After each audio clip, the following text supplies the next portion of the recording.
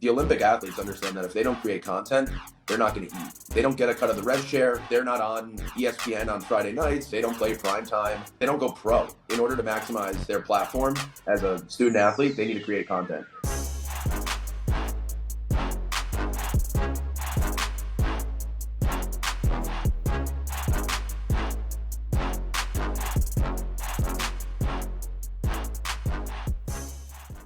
All right, we are back for another episode of Under the Number. Today, I'm joined by Jack Liechtung. Jack is the founder of Canopy. Canopy is a management company working with athletes and athletic departments to maximize NIL revenue specifically for Olympic sports and Olympic student athletes. Jack, thanks so much for coming on. Brent, thanks for having me, man. So let's jump right into this crazy career arc you've had. Tell me how you went from being a corporate lawyer to building what you're building today. I see you did your research. Well, I'm from New York, so I guess the idea of being a corporate lawyer here in Manhattan wasn't that outrageous. But after law school, I worked at Davis Polk, a big corporate law firm here in Manhattan. Never felt like that was the long-term landing spot for me. I studied film in college, worked at WME before I went to law school. The idea was always to kind of get into sports and entertainment and media. Big basketball fan growing up, played on the University of Miami women's practice squad. So sports was always like near and dear. But honestly, I never thought I'd be working in sports. I thought I'd be kind of something more film, TV related. But fast forward, I finally landed at an entertainment law firm here in New York. Thought that was kind of the end all be all. And by my now producing partner and business partner looped me in on what was a short film about the underbelly of AAU basketball with the movie The Spoils. We tracked the Compton Magic, an AAU program that featured up to 6 or 7 NBA players over the course of a decade. That coincided with July 2021, which was when NIL regulation came about. Just being there on the ground was, as a sports fan, just mesmerizing, seeing, the people that were getting these kids paid now were now being rewarded for doing such a good job. And that experience, coupled with a couple of years later being approached by a modeling agency to build out their NIL department, which I had no idea what that meant. But my background as a talent lawyer, being in the space, I really dug deep into that and kind of saw some glaring gaps in the ecosystem. And that was largely on the women's sports side and the Olympic sports side. I'll never forget the Paris Olympics, watching the pommel horse kid, the Penn State kid, and how he was destined to just soak that all up and like be a household name. And I can't even remember his name. And I just thought that was really unfortunate that like he had his chance. And unfortunately, he didn't have the resources to kind of build on that platform. So our goal here is really to ensure that Olympic programs and student athletes playing Olympic sports are best equipped to kind of maximize their visibility and their opportunities to generate revenue. So it's a long-winded way of saying I was never going to be a corporate lawyer. But to kind of double click on the law background, when the legislation came through and all these regulatory changes came down on the collegiate landscape, what were some of the glaring things that you knew from your seat as a lawyer that you witnessed where you thought, wow, okay, this is actually very interesting. And maybe you thought, someone without this lens isn't going to understand the full implications of what has just happened. Yeah, I think even to date, I'm very fortunate that I had this extensive legal background. I think what shocked me was right off the bat, I couldn't believe what these kids were signing. I remember visiting a campus and I was told the entire men's gymnastics team signed with some random suit company and can no longer maximize their dollars in the apparel space because they took a free tuxedo for a night. And I don't blame anyone, really. The coaches have now been tasked with reviewing agreements, opining on brand deals, and kind of being thrust into the middle between athlete and manager and brand that, they signed on to do X's and O's, and now they're expected to understand the ramifications and consequences of a legal document. We've found really great traction on that side. Coaches really love when we're on campus or getting in touch via email, saying we're here to help. We're here to kind of take the load off a little bit because No coach I've met was a lawyer previously, so it's kind of an interesting dynamic. Talk more about why the focus on these Olympic sports. That's unique. I mean, Yeah. all the money obviously comes from football and some from basketball, and that's where everyone seems to be running towards. But why go the other direction towards these Olympic sports? Well, that's definitely true. And personally, like college football to me is the most beautiful thing. Like the fandom is incredible. When I was at the University of Miami, I didn't exactly attend, volleyball games or gymnastics meets. But what I quickly realized when we were building out this business plan, kind of in tandem with a modeling agency, first of all, the Olympic athletes understand that if they don't create content, they're not going to eat. They don't get a cut of the rev share. They're not on ESPN on Friday nights. They don't play prime time. And honestly, they don't go pro. So they know that in order to maximize their platform and kind of their status as a D1, D2, even D3 student athlete, they need to create content. So we found that these Olympic athletes not only are just inherently better, that's not to say that there aren't the Jared McCains from Duke out there who really gravitate towards creating content, but kind of wholesale, the Olympic athletes have been better at creating content and they're more coachable. Like, I think that was kind of a realization and something I didn't consider from the outset, or we didn't consider, was that not every kid really wants to create content. So we're not out there kind of telling a kid they've got this gift buried beneath them. We're maximizing and squeezing as much as we can out of kids that really want to get into it. So talk a little bit more about the service component. You start a conversation with a kid, with an athletic department, with a team. What are the first couple of steps in that engagement where you say, guys, this is how you're going to maximize those dollars. This is how we can help. This is what we will take off of your plate. This is what we will source for you. Talk through that. So just to take a step back, our business consists of two verticals. One is standard management company, where we keep a lean roster. We have managers. Obviously, as you know, in a startup, we're all wearing different hats, but we've really built a really nice lean team that can service our athletes in an efficient and productive way. So that's our first vertical. We, again, only Olympic sport athletes. And then the second vertical, which is intended to kind of benefit from the great work we do on the management side, is being an extension of the athletic department. So on that end, we're the agency on record for universities as, overseeing their media and marketing efforts. So those are more team-wide deals, NIL resources on a program-wide basis, building NIL infrastructure at a program level that'll kind of outlive the individual athletes. And so to your question, what is kind of like the first, the initial outreach? I think they're both different. Every school is different. With the athlete, it's really, a lot of the time it's over Instagram, but we take a look at kind of ensure that they meet our criteria, which is, having that desire to post and really create content. And then we'll just kind of get to know them and ask, what are their dream brands? Sometimes we even have a deal for them. Obviously, a kid that really wants to create content is probably not saying no to a deal. So that kind of gets us a foot in the door, or it's a warm intro via the school, or from a fellow teammate.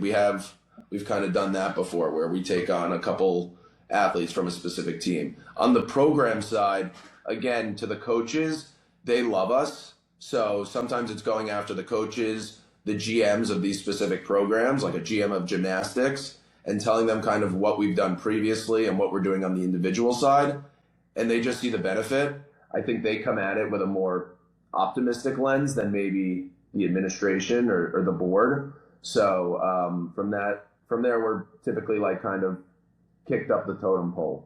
So you mentioned some kids are kind of predisposed. They already want to make content. They've been making content since high school, maybe.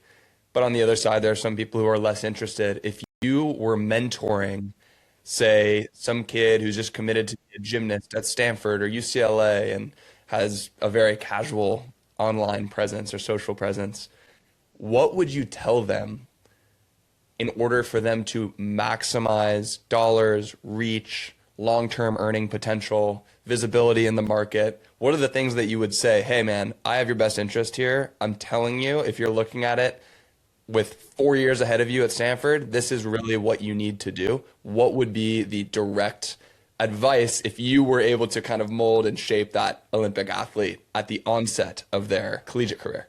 Interesting. Well, I think another wrinkle for these Olympic athletes is that, unfortunately and kind of fortunately, their long-term success on the marketing side isn't derived from kind of wins and losses on the mat in the pool. It's what they do across social. So the best thing to do is really post. We strategize on content with our athletes, and we'll propose different suggestions, trends, themes. But at the end of the day, if it feels uncomfortable or not true to what you want to do, don't fake it. People see right through that, and you're just not into it, and it's not going to be something you want to turn back to. So I'd say post, make it something that you like to do. We've got some athletes that love to include their teammates, kind of like man on the street with a mic. It's just you kind of find your groove and stick to it. I think also tag brands, reference brands, even if you're not getting paid, tell people what you like to use, what you're wearing. That's the best way to resonate with someone. It makes sense.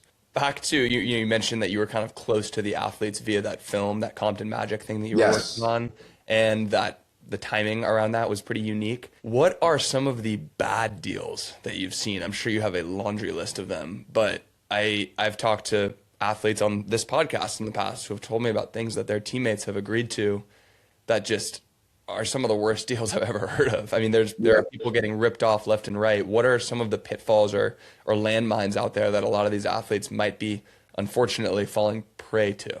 The first college visit we ever did, we were exposed to kind of that gymnast deal where like 4 guys signed and now can't do another apparel deal.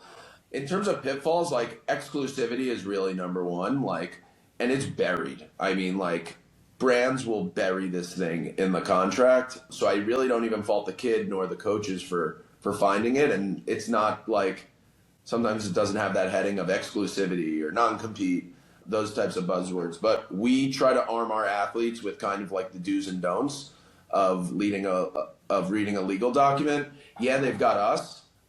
We also have an NIL lawyer on staff. But what we're trying to do is build professional humans, build better adults, whether it's for a life as a professional athlete or just as an adult. So we definitely like to clue them in on like what we're looking for. Usage rights is big. Sometimes a sneaky one has been like link in bio for like a really long time. And I just find that to be, kids are very protective of what they have on their grid and on their bio. And I think if you're going to put something there in like the best real estate of an athlete's profile, that says something. And so it's been a shame when kids sign on to do that and they don't really understand the ramifications. Can you kind of map this landscape a little bit so people can better understand where Canopy fits in, both from the big dog, massive agencies down to the smaller boutique management companies? Where, if this was a puzzle, where would the Canopy piece fit in here? So I think Olympic sports is completely aside from football, basketball. Who knows where college football is going to end up in a couple of years, if it's just going to be, the 50 highest grossing teams, the Power 4, Power 5, whatever it might be. So already I kind of divide it like that. And what I found is that the pool that we're in, the space we're playing in, for the most part evades the kind of WMEs, CAAs, Excels, Wassermans. To their credit, they're focused on kind of the contract dollars. We're in the marketing space. So we're everything out of the pool, off the mat. And the space we play in is, a lot of other boutique agencies, but I look at us as kind of like the mouthpiece and the connector from the student athlete or the university to brands. And I think a lot of that is kind of getting smart and educating both sides. It's such a new space, as you said. Brands are afraid to work with college athletes. They're afraid these are kids. So they know they kind of got to be extra careful. And all they hear is kind of like shit gone wrong and all the red tape to get into schools. Yeah. And so I think we are very close to the universities. I'm checking in with administrators, coaches, just as much as I am with athletes, because, we got to be a resource if we want to be relied on. And so, again, we're kind of an extension of the athletic department. I want to be as close to them as possible. When I look at this massive space, the biggest brands in college sports are the colleges themselves. brands want to be careful, and it sounds like universities are often skeptical, partially because of a lot of potentially bad actors in this area. A lot of people who come on this show are trying to partner with and sell into universities and athletic departments. I know it's early, but what has been the most successful strategy maybe when it comes to relationship building at the university or athletic department level? Because it can be intimidating. It seems like it can be kind of a hard nut to crack, but just kind of reflecting on your successes there, what has been a key for you guys? Universities are notoriously bureaucratic. I think what's tough about getting in is that the people making the decisions are not the ones in the athletic department all the time. So there's kind of that miscommunication, that disconnect. So I definitely try to warm up both sides. So it's kind of the people making the decisions once I get there and the athletic department. Again, kind of getting in at the coaching level has been great. I don't know if you've ever seen the movie Social Network, but kind of how they rolled out. Literally might be my single favorite movie ever. By the way, it's fantastic. Yeah. Somebody asked me that last night. I actually named Social Network. So how they got into Stanford or UT, they kind of targeted the smaller universities around it. Mm-hmm. We're not doing that because that's just a lot of work. But when we're trying to get into the school, maybe we'll target the individual athletes at the school. So if we wanted a gymnastics program, maybe we go after the gymnasts on the team, get them a deal, do right by them. Word bubbles in the locker room. Good work travels fast. You do right by one kid, they're going to tell their friends. I mean, everyone wants to win big in this space, both, competitively and from a financial perspective. So again, to the Social Network point, it's kind of like if we can't get into the athletic department right off the bat, let's get these kids. So let's hit them up on Instagram. And then another thing that I think gets really lost, and it's like so simple, but maybe in a post-COVID world, it seems kind of archaic and outdated. But like, I love getting on the plane and just, showing my face and really meeting people face to face. I think so many people are afraid of that or unwilling to do that. I think that's like the best money spent. I'm always proposing coming on campus, even the drive to campus from the airport, you really just see the geography, you see the kinds of people. And a lot of the businesses playing in this space are those mom and pop, those local businesses. So the best way to really sink your teeth into like the potential brand partners is be boots on the ground. And we're never going to have, a rep or two at every university, but I think getting a feel for at least that immediate location and kind of the people that root for those programs goes a long way. I think that's great advice. I mean, knowing when to show up and also knowing when to go bottoms up, like you said, at the athlete level, when you're able to kind of infiltrate the university that way, it makes a ton of sense. Totally. Give me a little bit of a primer or a flyover. I wish I were more of an expert on this next question. Why has the rise of micro influencers been so real? And if you're going to give me a 101 course on, I guess, macro influencers versus micro, why has that become such a hot category? And what is the maybe pairing where a micro influencer relationship can just be so powerful? In the college sports space, there are a ton of micro influencers. I'd say that's under like 10,000 followers. Full stop, people fucking love sports. That's why there's the word fandom. So if I'm following a collegiate athlete, I'm pretty invested in that person. Steph Curry has millions of followers. I'm not a Warriors fan. I don't live in San Francisco. If I'm following a collegiate athlete, that means I've sought them out and am following them and am really engaged with what they're doing. If they are wearing or using a certain product, that goes a long way. Whether it's the immediate geographic location around the campus, it could be alumni, it could be other students on campus. There's a real tether to that athlete. Yeah, I mean, that's something that I've wondered about too, is the like hyper localization of some of these partnerships. And that ties back again to you showing up in person, understanding the college town and that ride from the airport to the campus and what's actually on all these local billboards. What are the businesses that have these cult-like followings in these small towns? I assume that, again, the right pairing or matchmaking at a hyper local level can be extremely fruitful. Definitely. And honestly, we're working on kind of scaling that. whether it's the use of AI or some sort of tech, to really, again, get a better handle on the immediate locality of these schools, get a feel for which businesses want to spend, which businesses are looking for athletes. In a lot of these towns, these are the biggest things around for miles. You know, it almost feels like Friday Night Lights, like a kid walking into like a diner and everyone's going nuts. That's literally what this is. Yeah. And to your point about hyper niche, micro influencers, sometimes you get a brand that says, hey, I need a swimmer in the Northeast with 10,000 followers, brown hair. You know, it's incredible how precise brands can get. And I think having your finger on the pulse and being able to pick up the phone and know who to call at the campuses goes a long way. You know, and that ties back to the relationships and earning trust. And it's just months and months in the making of kind of, I hate to use the word pestering, but like I've emailed people 5 times without getting a response. I know I'm bringing them a service and value. So I really don't feel bad because I'm really trying to just, maximize what they have on campus. They're screaming that, the gymnastics program, you saw what happened at Iowa State, is losing money. Well, how do we ensure that this program is going to live, well beyond the individual athletes on the team? It's building something at the infrastructure. It's building something on campus, embedded within the program.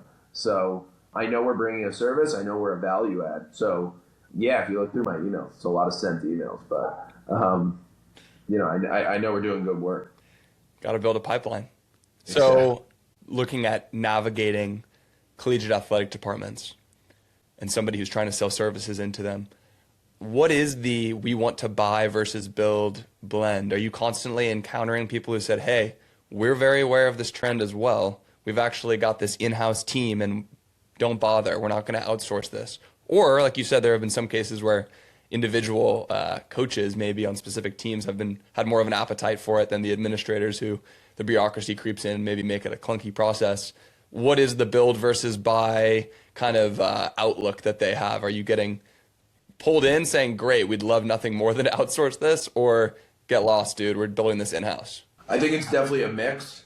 You have some schools that are a little more reserved and don't want to let outsiders in. And then some people hear our bi-coastal footprint as a massive benefit. And it's like, well, we're a small school or a big school and just haven't been able to tap in nationally. I think it's about the sell and really just listening to where they've had success. You'd be shocked at how many of these kind of brand name programs just can't get people to answer the phone. And from a brand perspective, sometimes it's, I don't want to answer from the school directly. Like, I don't trust that they know what they're talking about in this space. And kind of that's where we come in to level the playing field, be the equalizer, and suss out the bullshit. Yeah. Zooming out a little bit, what are some trend level things that you are watching in social marketing? Where do you think has durability going forward? What is something that maybe people capitalized on, but it's a product of a bygone era that's no longer going to work? Something that I do love and I thought was genius is these on-campus activations that, you see Goop, or I saw Alex Cooper roll it out with a beverage, with the Unwell beverage. It's kind of like this road show across college campuses. I think creating an experience is really goes a long way. If there's something on campus that you could go with your friends and really take pictures, remember that day. Nothing hits like a fun experience, like a memorable time.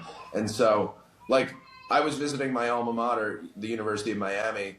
I think there was like an Uber truck, and the line must have been over an hour. I mean, people are just in line to be part of something bigger. Yeah. I think, there's something to be said about targeting the right kids on campus, the cool kids.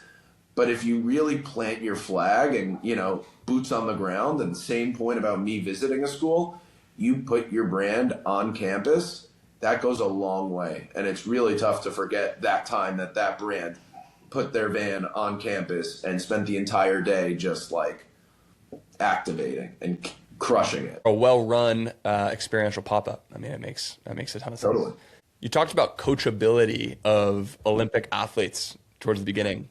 What does media training look like these days for a college kid? Because on the one hand, nobody wants an overtrained, person who looks like they're reading off a teleprompter every time they go live talking about a product or they make a video. And authenticity seems to be the absolute key right now and relatively elusive with how much slop there is out there. How do you balance saying, look, we got to train you up so that you have some foundation, but at the same time, we don't want to change who you are. The authenticity of who you are is going to make you all this money. How does that work? It's a little weird if like a freshman sounds so manicured and, overly polished, AKA Mendoza. I had to. We lost him in the national championship. Well, when we bring on athletes, we really want to get to know them, and we provide them with like this really lengthy questionnaire to get a sense of how they look at themselves from a brand perspective. And I think that exercise kind of sets the foundation for what they are out of their sport. So I think, to your point, what is media training like for a student athlete? It's really getting to know yourself through a different lens. It's what am I outside of the fitness room or, off the mat, out of competition? What am I doing in my free time? What do I, unknowingly or just rely on when I'm not practicing? And I think that's the best way to look at it. We're trying to create 360-degree personalities. These kids are much more than athletes. They're students, they're athletes, they're kids, they're friends, and they just check a ton of boxes. And I think we just hear so often from athletes like, oh, but my gymnastics content hits the hardest. And it's like, well, that's because you haven't really tried showing, under the hood a little bit. And it's awkward. It takes time, but media training, it's really just like, don't be afraid to open yourself up, with the caveat that if something feels really uncomfortable, just don't do it. You got to be true to yourself. You got to be true to your voice. And it's kind of incredible how gifted some of these kids are, that they find something and that they like an angle, a lens that they turn back to and just crush it. Do you have any off the top of your head, like wild success stories in that realm where it's like, you might not realize this, but there's a swimmer at this school who's nailed this partnership and is making all this money? Like, is there anything that stands out? We get a lot of inbound for, I'll focus on her just because like she's not a starter. I think she makes fun of the fact that like she didn't play much, but we have a soccer player at Richmond, University of Richmond, awesome content creator, involves her teammates in just about everything. And I think she really knows what works. She knows which of her teammates work, which of her while she's a creator, she's also directing, casting, producing. And I give her a lot of credit because she's been able to really build out her platform, and she does it all herself. It's just so impressive. And kind of the variety of brands, from like meats to political brands like Get Out and Vote, Dick's Sporting Goods. I mean, she's really able to authentically and just naturally answer the bell and kind of deliver. So I give her a lot of credit. I don't need to single her out by name, but there aren't that many University of Richmond soccer creators. So, yeah. These skill sets will lend themselves to so much more career success down the road. It's like they're building, it's so entrepreneurial and creative and it's honestly a total grind. It's so impressive that they pull this off. It's such a grind. And I think we also don't understand what goes into it. Like, it's a time commitment, but also like, I'm so impressed how quickly they're able to come up with like a baseline concept off the top of their head. They're just really creative. And a lot of these kids, it comes from experience, it comes from, background, it comes from interest off the field. It's just really impressive. They move quick and they don't have a lot of time. So as you're building this, obviously the life of an entrepreneur is full of extreme highs and extreme lows. On days where you're feeling the very high, what is it that has you most fired up with what you're building currently with Canopy and what you think is coming down the road? I think we're really scratching the surface on NIL as of July 1st, 2025. universities could pay kids directly. So even chronologically, like we're 8 months into this thing, and I'm so impressed with like where we've positioned ourselves within universities and kind of with student athletes. So the highs of the highs are being like one of the first people universities call when they have a question, being a real relied on source. I only think those relationships will continue to build, whether it's Title IX comes into play as the LA 28 Olympics approach. We're talking during the Winter Olympics, once this thing ends, it's just a mad dash to LA 28. And I'm super excited for that. So what am I looking forward to? Positioning ourselves to be, competitive and a household name for Olympic athletes come LA 28. All right. Well, then in the meantime, where can people find you? Who do you want to reach out, and who can expect to hear from you? I think everyone could expect to hear from me. That's the right answer. You and I connected on LinkedIn, Jack Liechtung. It's not spelled the way you think it would be. Instagram, check us out at Canopy Talent. I love our website. We've done a really good job branding. Obviously, that wasn't my doing, but canopytalent.com. We're trying to connect, honestly, like I love speaking to student athletes and like educating them on the do's and don'ts. Love speaking to brands and kind of like warming them up to NIL and, activating with student athletes. A lot of these kids are just wise beyond their years, so they can be trusted with kind of campaigns. And then also universities. My goal is to be a source for every Olympic program, in the country. That isn't pretty much an impossible goal, but we're going to die trying. And that's it. And I guess, you and I were talking about it, but fundraising investors, we're always looking for smart advisors and strategic investors. So, even there's that educational component in getting people caught up to speed on what NIL is. And so I really do welcome any conversation. Awesome. Jack, thanks so much for coming on, and thanks for reaching out. I appreciate it. Yeah, thanks, man. Thanks for having me on a Friday.